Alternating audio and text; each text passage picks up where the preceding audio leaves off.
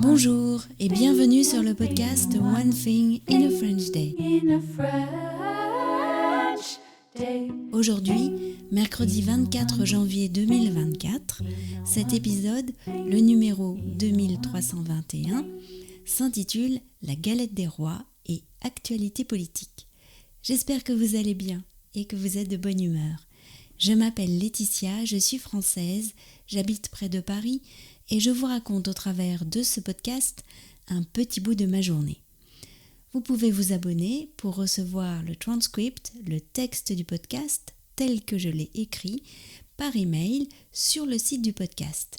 Le transcript existe en 2 versions, le texte seul à 3 € par mois ou le texte accompagné de notes culturelles, de tournures de phrases utiles, de photos, etc.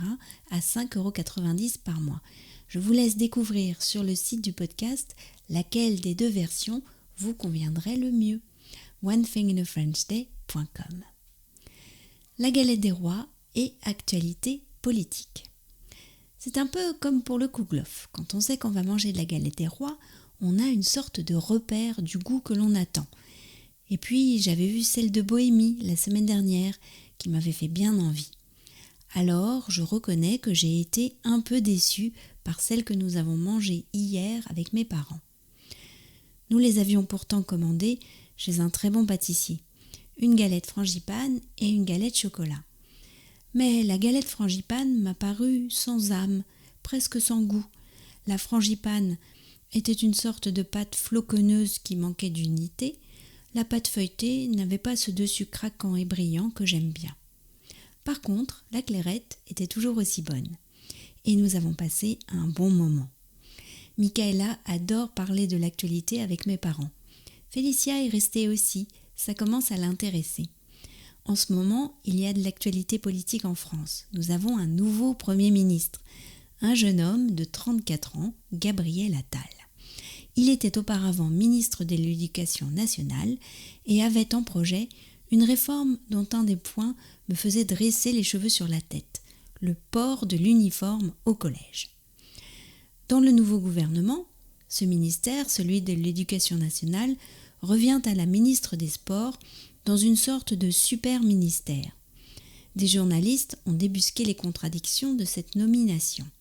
La ministre avait tous ses enfants dans l'enseignement privé. La polémique a pris de l'ampleur quand elle a tenté, très maladroitement, de justifier son choix. Bref, on n'entend parler que de ça. Et puis, il y a la nomination de la ministre de la Culture, qui est l'ancienne ministre de la Justice de Nicolas Sarkozy, Rachida Dati.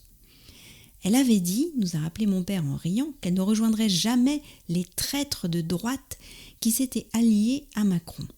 Maintenant, c'est elle qui se retrouve exclue de son parti pour l'avoir rejoint.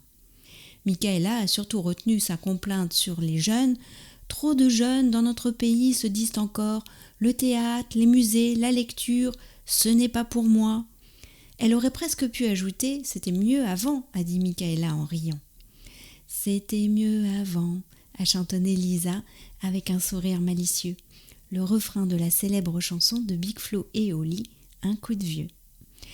One Thing in a French Day, c'est fini pour aujourd'hui.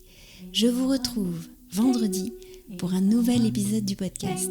À bientôt, au revoir.